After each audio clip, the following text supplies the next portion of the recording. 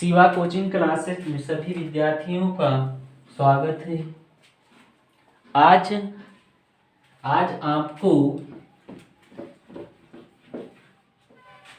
कक्षा 10 का त्रिकोणमिति बताया जाएगा। देखिए, इस वीडियो में हम आपको कक्षा 10 के त्रिकोणमिति की भूमिका लेके आए हुए हैं। ठीक, ध्यान दीजिए।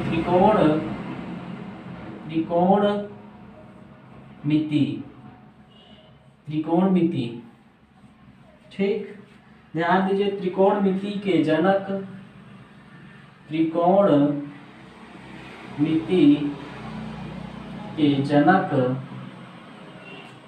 भारतीय गणितज्ञ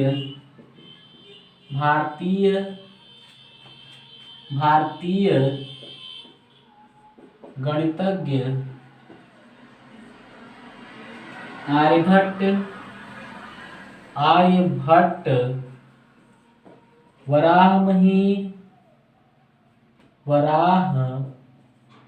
वराहमिहिर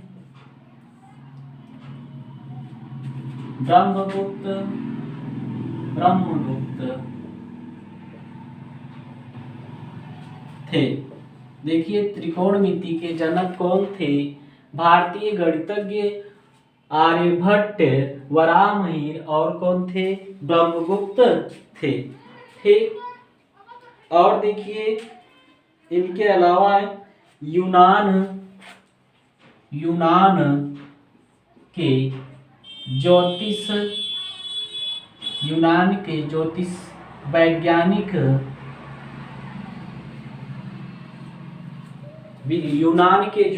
वैज्ञानिक रिपेयर कंस का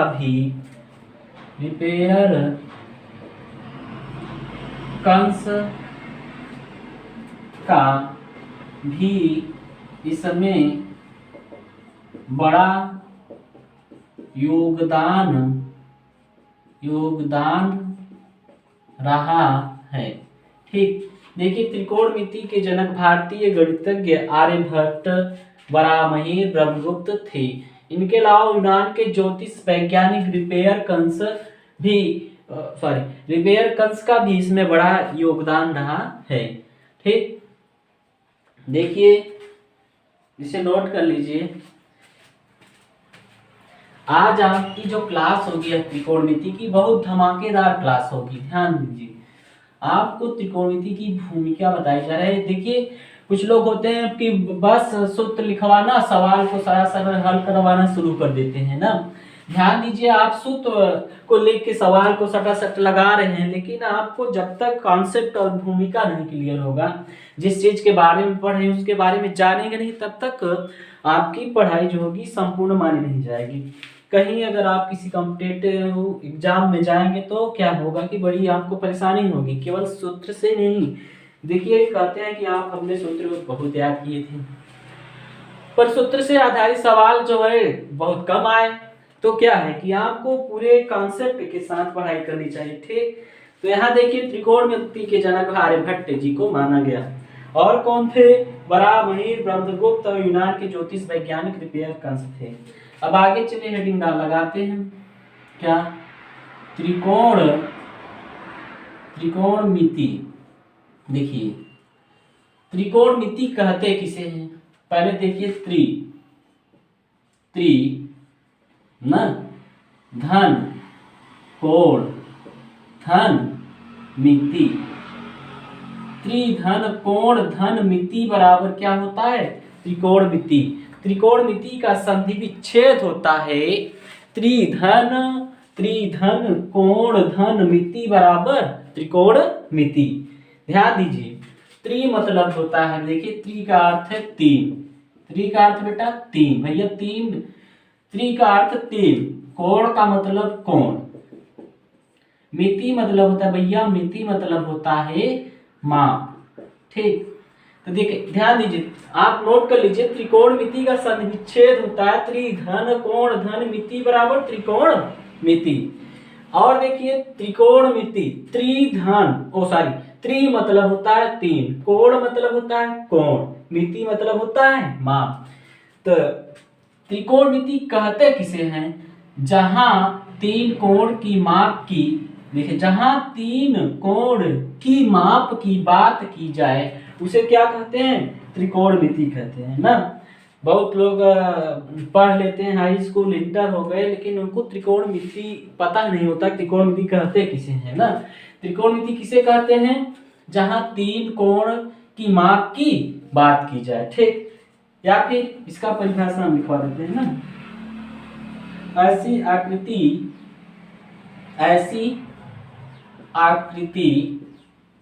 न जहां तीन कोण की माप, जहां तीन कोण की माप की बात की जाए, जहां तीन कोण की माप की बात, एक मिनट, बात की जाए न, ऐसी आकृति जहां तीन कोण के माप की बात की जाए उसको क्या कहते हैं? त्रिकोणमिति कहते हैं। उसको त्रिकोणमिति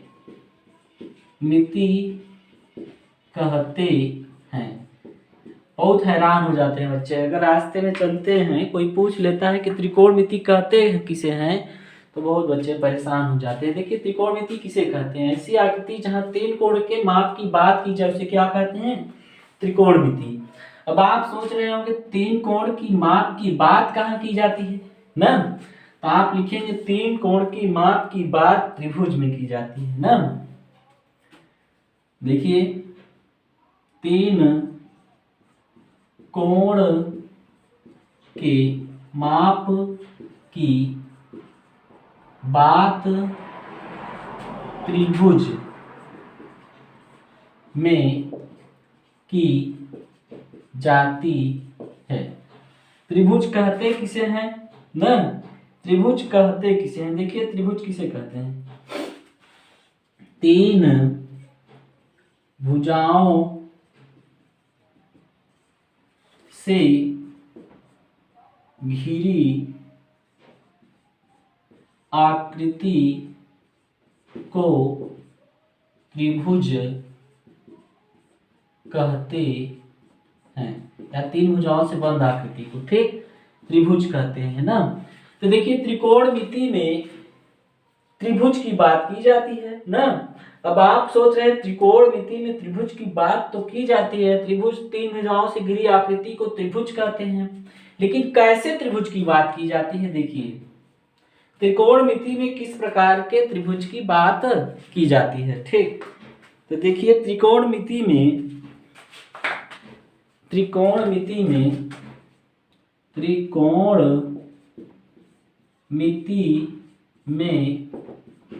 समकोण त्रिभुज की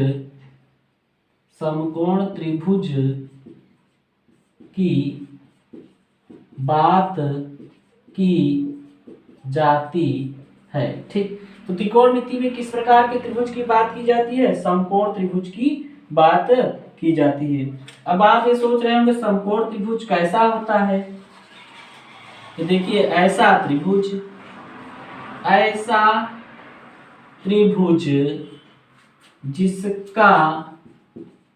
जिसका एक कोण 90 अंश का होता है उसे क्या कहते हैं? समकोण त्रिभुज कहते हैं। उसे क्या कहते हैं? समकोण त्रिभुज कहते हैं। तो देखिए समकोण त्रिभुज में जो होता है एक कोण क्या होता है? 90 अंश का होता है। तो ध्यान दीजिए, मान लीजिए एक त्रिभुज है, ये समकोण त्रिभुज का चित्र है, ठीक। ये बी सी, अगर कोण भी आपका 90 अंश हो गया, या कोण ए धन कोण बी धन कोण सी का मान पूरे का योग जो होता है 180 अंश होता है ना। ध्यान दीजिए त्रिभुज के तीनों कोणों का योग जो होता है 180 अंश होता है, ठीक। इसमें से कोण भी आपका 90 अंश हो गया, जो कोण भी है वो 90 अंश हो गया। अन्य दो कोण जो होंगे क्या होंगे? न्यून कोण होंगे। क्या होंगे? न्यून कोण, 90 अंश से कम। तो ध्यान दीजिए त्रिकोणमिति के जनक आर्यभट्ट वराहमिहिर, त्रिकोणमिति के जनक आर्यभट्ट वराहमिहिर और ब्रह्मगुप्त तथा यूनान के ज्योतिष वैज्ञानिक रिपेयरकंस थे। त्रिकोणमिति का जो संधि विच्छेद है क्या होता है, त्रिधन कोण धन मिति बराबर त्रिकोण मिति। ध्यान दीजिए, त्रि मतलब होता है तीन, कोण मतलब होता है कोण, मिति मतलब होता है माप ना। तो ऐसी आकृति जहां तीन कोण के माप की बात की जाए उसे त्रिकोणमिति कहते हैं। अच्छा ठीक भैया, त्रिकोणमिति किसे कहते हैं। अब आप ये सोच रहे हैं तीन कोण की माप की बात कहाँ की जाती है, तो तीन कोण की माप की बात त्रिभुज में की जाती है। कहाँ, त्रिभुज में। अब आप सोच रहे हैं तीन कोण की माप की बात त्रिभुज में तो की जाती है, लेकिन कैसे त्रिभुज में, किस प्रकार के त्रिभुज में बात की जाती है। तीन कोण की माप की बात जो है समकोण त्रिभुज में की जाती है। ठीक, समकोण त्रिभुज कैसा होता है, ऐसा त्रिभुज जिसका एक कोण 90 अंश का हो वो क्या होता है, समकोण त्रिभुज होता है। ठीक भैया, आगे चलते हैं, आगे चलते हैं। बैठे नोट कर लीजिए, नोट कर लीजिए, इसीलिए हम साइड में हो जाते हैं। ठीक, नोट कर लीजिए बेटे, वीडियो को रोक कर नोट कर लिया करिए। ठीक, वीडियो को रोक कर।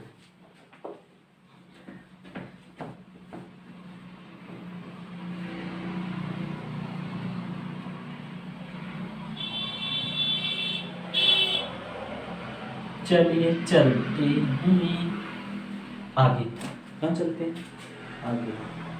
चलिए देखिए, एक हम आपको समकोण त्रिभुज बनाते हैं। आपका समकोण त्रिभुज। ठीक, समकोण त्रिभुज। देखिए ये रहा आपका समकोण त्रिभुज, ये रहा आपका ए बी सी। ठीक, समकोण त्रिभुज ए बी सी।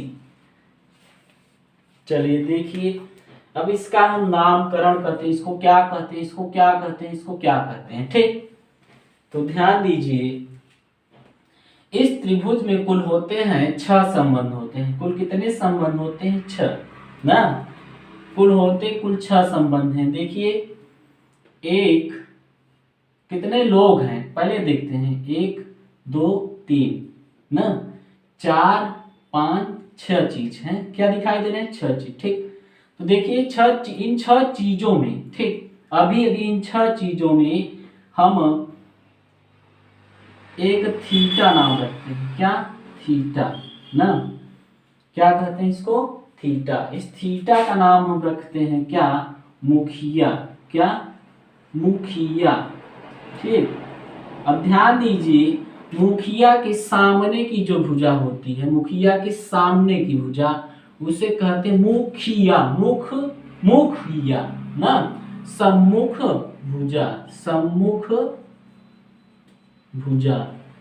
मुखिया के सामने की भुजा सम्मुख भुजा। अच्छा ठीक, अब हमारा नीचे एक भुजा दिखाई दे रहा है जिस पर हमारा देखिए अन्य जो भुजाएं हैं उस पर वो भुजाएं इस भुजा पर क्या कर रही हैं, आसन कर रही हैं, विराजमान है। क्या है, विराजमान है, अपना हक जमा रहे हैं। ठीक, इस पर टिकी हुई है, तो इस भुजा को हम क्या कहेंगे, आसन्न भुजा, आसन्न भुजा। ठीक, तो ध्यान दीजिए, अब देखिए, ध्यान दो बेटा, भैया ध्यान दीजिए, कहाँ देख रहे हैं। तो मुखिया मतलब मुखिया के सामने की भुजा सम्मुख भुजा, सामने का है ना, इसलिए सम्मुख भुजा। ठीक, सम्मुख भुजा ये हुआ। अब जो हमारा सम्मुख भुजा है वो सीधा खड़ा है। क्या है, सीधा खड़ा है, लंबा है। क्या है, लंबा रूप में खड़ा है, तो इसको हम क्या कहते हैं, लंब। इसको हम क्या कहते हैं, लंब। मुखिया के सामने की भुजा लंब होती है। हरदम ध्यान दीजिए, हरदम मुखिया के सामने की, जहां मुखिया रहेंगे पूरे त्रिकोण मिति में मुखिया के सामने की भुजा लंब होता है। देखिए कभी कभी बदलता रहता है ना, जैसे हमारे मुखिया जी यहाँ हो गए, तो लंब कहाँ होगा, यहाँ होगा, ये आधार होगा। ठीक, तो चलिए ये कॉन्सेप्ट हम आगे क्लियर करते हैं। ठीक, कुछ लोग हैं कि पूरे इंटर बीए में जिससे कर जाते हैं, लेकिन ये मुखिया की बात क्लियर नहीं होती, लंब आधार। ठीक, ध्यान दीजिए, मुखिया की सामने की भुजा सम्मुख भुजा, और ये भुजा हमारा देखिए क्या है, इस पर ये भुजाएं जब लंब और एक और भुजा इस पर पड़ी है, जो पड़ा है वो क्या है, आधार, उसका है क्या है, आधार मतलब लेता है, इसको क्या कहते हैं, आधार ना, इसको आधार, इसको लंब। और इसमें देखिए इस पूरे में सबसे बड़ा, जैसे महाभारत में देखे होंगे कि 5 पांडवों में सबसे बड़े कौन थे, कर्ण। तो कर्ण कभी नहीं बदलते, देखिए लंब और आधार बदलते रहते हैं, लंब और आधार बदलते रहते हैं। ठीक, तो ये सबसे बड़ी भुजा हमारा क्या होगी, कर्ण ना, इसे क्या है, कर्ण। अर्थात ये बात ध्यान रखिएगा, समकोण, समकोण के सामने वाली भुजा कर्ण होती है। ठीक, यहाँ चाहे नोट कर लीजिए, समकोण के सामने वाली भुजा कर्ण होती है। अच्छा हम लिख देते हैं। ठीक है, पॉइंट मुखिया, मुखिया, मुखिया किताब में नहीं मिलेगा, हम तो अपने से नामकरण कर दिए ना, मुखिया अर्थात थीटा, थीटा के सामने की भुजा, मुखिया के सामने की भुजा हमेशा लंब होती है। ध्यान दीजिए, मुखिया मतलब थीटा, थीटा के सामने की भुजा हमेशा लंब होती है। ठीक, थीटा के सामने, अगर हम थीटा यहाँ मानेंगे तो लंब हमारा यहाँ होगा। अच्छा ये बात देखिए ना, साइड में देखिए, ये देखिए, ये ए बी सी, अगर हम इसे थीटा मानेंगे तो हमारा लंब कहाँ होगा, ये ना, और आधार कहाँ होगा, ये। लंब आधार हमारा बदलता रहता है, अगर हम थीटा यहाँ मान के चलते हैं तो थीटा के सामने की भुजा क्या होती है, लंब होती है। और एक जो और भुजा है आधार, और सबसे बड़ी वाली भुजा हमेशा कर्ण होती है, कर्ण कभी नहीं बदलता ना। मुखिया के सामने की भुजा क्या होती है, लंब ना। और देखिए समकोण, समकोण ना, अर्थात 90 अंश के सामने की भुजा हमेशा, हमेशा कर्ण होती है, कर्ण, कर्ण होती है। ठीक, समकोण के सामने की भुजा हमेशा कर्ण होती है, हमेशा कर्ण होती है। ठीक, समकोण, समकोण के सामने की भुजा हमेशा कर्ण होती है, जैसे यहाँ पे ये समकोण, इसके सामने की ये कर्ण है ना।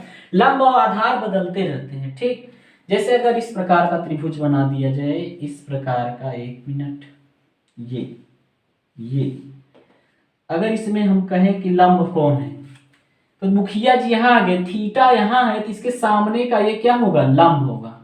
ये लंब है, एक कर्ण तो बदलता नहीं, ये क्या है, आधार है, जब वो लंब तो वो आधार। ठीक, अगर ये हम हटा के यहाँ रख दें तो लंब कौन हो जाएगा, ये। इस बात को समझिए, इस बात को समझिए। ठीक, चलिए, तो लंब और आधार बदलता रहता है। ठीक,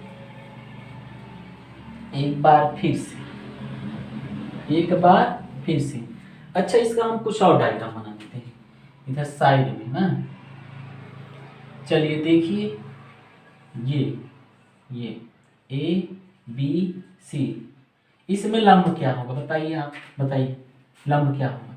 अगर हम इसे थीटा माने हैं तो लंब क्या होगा, लंब ये होगा, लंब ये, तो लंब ये, तो आधार कौन, ये आधार, ये कर्ण। ठीक, अच्छा चलिए आगे एक बार और रोमाने के में दूसरा कर देते हैं, ए बी सी। अगर हम थीटा यहाँ मानते हैं तो लंब कौन होगा बताइए, थीटा के सामने की भुजा हरदम लंब होती है, क्या होगा, लंब होगा।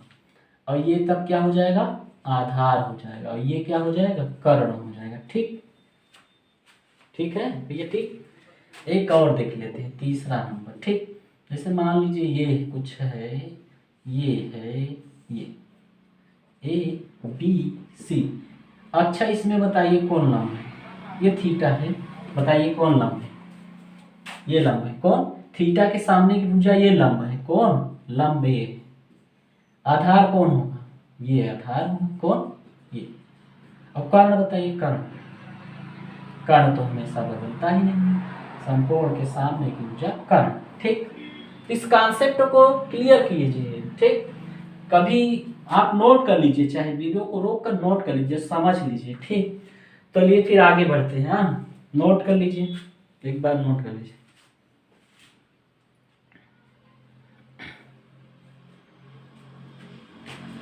चलिए लिख दें, रब कर देते हैं। ठीक, देखिए रब कर देते हैं।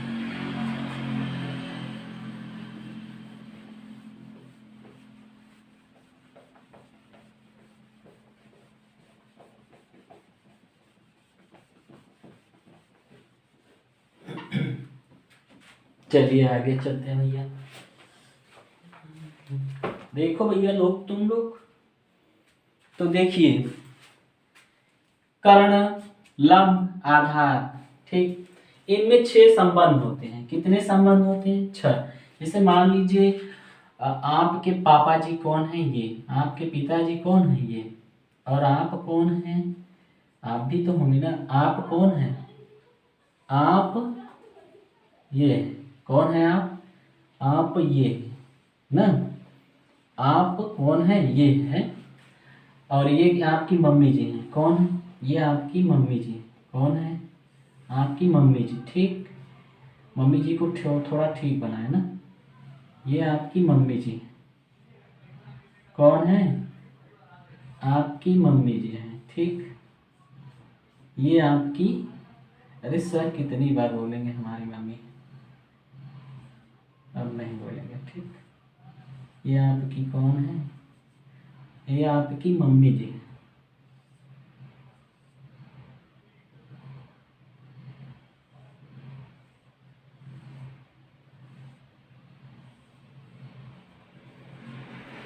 ना, ये आपकी मम्मी जी हैं। कौन है? आपकी मम्मी जी। ठीक, चलिए देखिए, तो ये आपके पिताजी हैं। कौन है? ये आपके पिताजी। अरे पिताजी को अच्छा बनाइए सर। चलो ठीक है, यही है आपके पिताजी। ठीक, चलिए देखिए, पिताजी हैं। कौन है? पिताजी। ये कौन है? पुत्र हैं।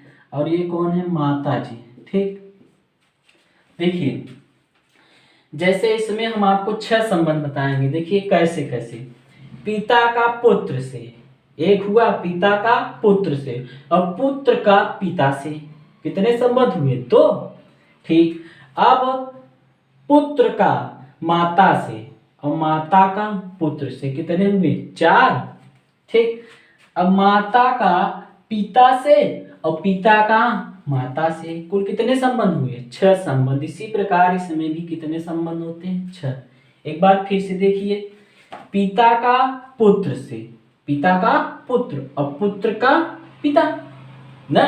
2, देखिए 2 हुए। कितने हुए? 2। और फिर माता का पुत्र और पुत्र का, पुत्र के, पुत्र की माता। 2 इधर। फिर पिता का पत्नी से और पत्नी का पिता से। कितने संबंध हुए? 6। तो पिता का पुत्र से और पुत्र का पिता से, और पुत्र का माता से और माता का पुत्र से, और पिता का या फिर नहीं, पत्नी का पिता से और पिता का पत्नी से। कुल 6 संबंध हुए। ठीक, तो देखिए इसी प्रकार इसमें भी कुल कितने संबंध होंगे? 6 संबंध होंगे। बेटा देखिए, कहते हैं वाह वाह सर जी, कितना सुंदर आप चित्र बनाते हैं। वाह, क्या चित्र बनाए हैं। वाह, ऐसा हम बनाते ही हैं, हमसे बनता नहीं ना, इसलिए ऐसा बनाते हैं, क्योंकि हम कक्षा 10 में संस्कृत से थे। ठीक, चलिए आगे चलते हैं। ठीक,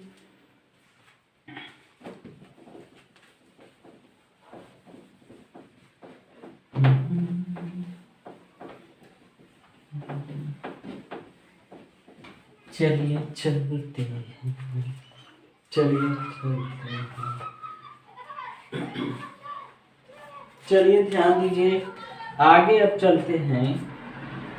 इनके मतलब इस त्रिभुज में ना कुल कितने, कुल 6 संबंध होते हैं। कितने संबंध होते हैं? 6 संबंध होते हैं। ठीक, ध्यान दीजिए, कुल 6 संबंध होते हैं। देखिए क्या क्या। एक होता है, क्या होता है देखिए, 1 मिनट रुके रहो, रुके रहो। चलिए देखिए, जा होता है। क्या होता है? जा। जा मतलब इसको इंग्लिश में कहते हैं साइन। उसके बाद होता है कोज्या। कोज्या, इसको इंग्लिश में कहते हैं कोसाइन। COSINE, cosine. उसके बाद होता है स्पर्शज्या। स्पर्शज्या, स्पर्शज्या ना, स्पर्शज्या। क्या सर आप भी मजाक करते ना? और इसका इंग्लिश होता है TANGENT। ठीक, टेंजेंट। और देखिए कोटि स्पर्शज्या, कोटि स्पर्शज्या। एक क्या सर, कोटि स्पर्शज्या ना, कोटेंजेंट। COTANGENT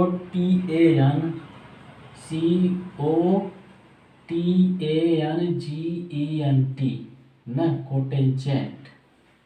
और देखिए ब्यूकोज्या, ब्यूकोज्या ना, ब्यूकोज्या।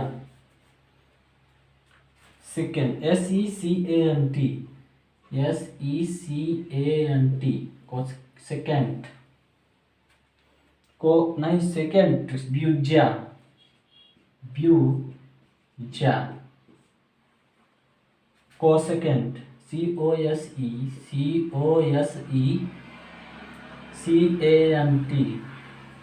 ठीक, तो देखिए कुल 6 संबंध होते हैं। कितने संबंध होते हैं? 6 संबंध। तो जा का उल्टा जो होता है, जा का उल्टा होता है ब्यूजा। जा का उल्टा ब्यूजा। कोज्जा का उल्टा होता है ब्यूकोज्जा। स्पर्शज्या का उल्टा होता है कोटि स्पर्शज्या ना, स्पर्शज्या का उल्टा कोटि स्पर्शज्या। कुल 6 संबंध हैं। जा, कोज्जा, स्पर्शज्या, कोटि स्पर्शज्या, ब्यूकोज्जा, ब्यूजा ना, कुल 6 संबंध हैं। देखिए कि हमारे जो गणित में था, हमें पढ़ना जो है, पढ़ने के लिए जो है पूरा जो है बहुत लंबा पड़ जाता था। ये नाम जो है, जब हम सवालों को हल करते थे तो बहुत लंबा पड़ जाता था। तो हमारे जो गणितज्ञ, महान गणितज्ञ आर्यभट्ट जी थे, उन्होंने कहा कि कुछ ऐसा करते हैं कि थोड़ा कम लिखना पड़े। इसलिए इसमें से जो हमारे आर्यभट्ट कौन थे? गणित के विद्वान थे। ठीक, तो आर्यभट्ट ने, इन्होंने बताया क्या कि इसका नामकरण जो है तो क्या करते हैं, शॉर्टकट में करते हैं। क्या करते हैं? शॉर्टकट में करते हैं। तब इन्होंने क्या किया, इसको हटा के क्या रख दिया, साइन, SIN। इसको हटा के क्या कर दिया, कोस। इसको हटा के क्या कर दिया, टैन। इसको हटा के क्या कर दिया, कॉट। और इसको हटा के क्या कर दिया, सेक। इसको हटा के क्या कर दिया, कोसेक, COSEC ना, COSEC, कोसेक कर दिया। ठीक, जिनका नाम आप सुनते चले आए हैं। ठीक, तो देखिए साइन का उल्टा क्या होता है, कोसेक। यहां से देखिए साइन का उल्टा कोसेक, कास का उल्टा होता है सेक, और टेन का उल्टा क्या होता है, कॉट। तो ध्यान दीजिए, यहां पर आपको चिन्ह लगा दिया गया है। तो देखिए साइन, अब साइन में देखिए अब एक तो 6 सदस्य हो गए, इसके कितने हो गए 6 सदस्य ना। अरे परिवार में माता पिता पुत्र 6 संबंध, तो इसमें 6 संबंध ठीक। तो इसमें जो है देखिए जो आपके मुखिया हैं 6 के 6 को देखने के लिए लगेंगे, क्या होंगे 6 के 6 को देखने के लिए। अरे किसी को देख रेख तो चाहिए, तो मुखिया जी जो होंगे यहाँ आपको मुखिया लगा देना है, क्या लगा देना है मुखिया, मुखिया ठीक। तो sine theta cos theta tan theta cot theta sec theta cosec theta, ये रहा है आपका कुछ। तो चलिए देखिए साइन थीटा बराबर लंब बटे कर्ण, लंब बटे कर्ण। साइन थीटा बराबर लंब बटे कर्ण। साइन थीटा बराबर क्या होगा लंब बटे कर्ण ना। देखिए और साइन का उल्टा, साइन थीटा बराबर लंब बटे कर्ण, साइन का उल्टा क्या है कोसेक थीटा। कोसेक थीटा बराबर क्या होगा, इसी का उल्टा कर दीजिए, लंब बटे कर्ण था तो क्या हो जाएगा कर्ण बटे लंब, कर्ण बटे लंब ठीक। अब उसके बाद कास थीटा बराबर क्या होगा आधार बटे कर्ण, कास थीटा बराबर आधार बटे कर्ण ठीक।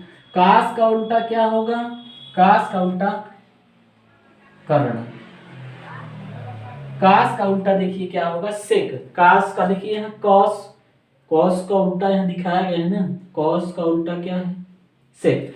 तो सेक थीटा बराबर इसी को पलट दीजिए, कर्ण बटे क्या होगा कर्ण बटे आधार, भैया कर्ण बटे आधार।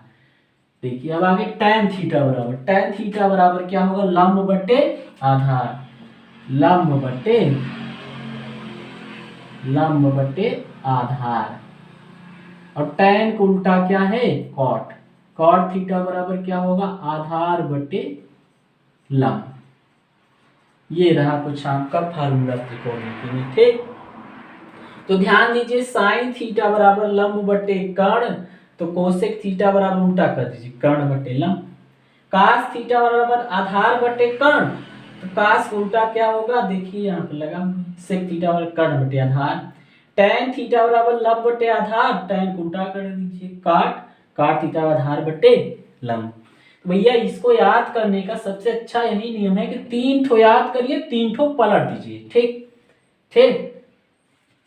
चलिए आगे देखिए साइन का उल्टा क्या होता है कोसेक थीटा, तो एक और फार्मूला यहाँ से आपका प्राप्त हो जाता है साइन थीटा बराबर 1/, कोसेक थीटा क्या हो जाएगा कोसेक थीटा, इसका उल्टा है साइन का उल्टा ना। अब कास थीटा का उल्टा क्या है सेक थीटा, तो 1/, क्या हो जाएगा सेक थीटा। उसके बाद tan थीटा का उल्टा क्या है काट, तो 1/cot थीटा ठीक। अब आगे काट का उल्टा क्या हो जाएगा, अब ऐसे इसको पलट दीजिए, काट का उल्टा क्या हो जाएगा 1/tan थीटा।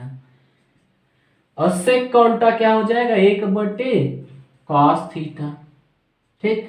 अगर ये आपको याद है तो इसको आप अपने से निकाल सकते हैं। और कोसेक का उल्टा क्या हो जाएगा 1/sin थीटा ठीक। कुछ है आपका फार्मूला रहा ठीक, जिसे आप नोट कर लेंगे। अभी आगे देखिए आगे एक और फार्मूला करवाते हैं कि tan थीटा बराबर होता है tan थीटा बराबर होता है देखिए tan थीटा बराबर साइन थीटा बटे cos थीटा, ऐसे मना लेते हैं साइन थीटा बटे cos थीटा। और tan का उल्टा क्या होता है cot थीटा बराबर क्या होगा, इसको पलट दीजिए cos थीटा बटे साइन थीटा ठीक, cos थीटा बटे साइन थीटा। तो देखिए कुछ ये इस तरह का आपका फार्मूला होगा।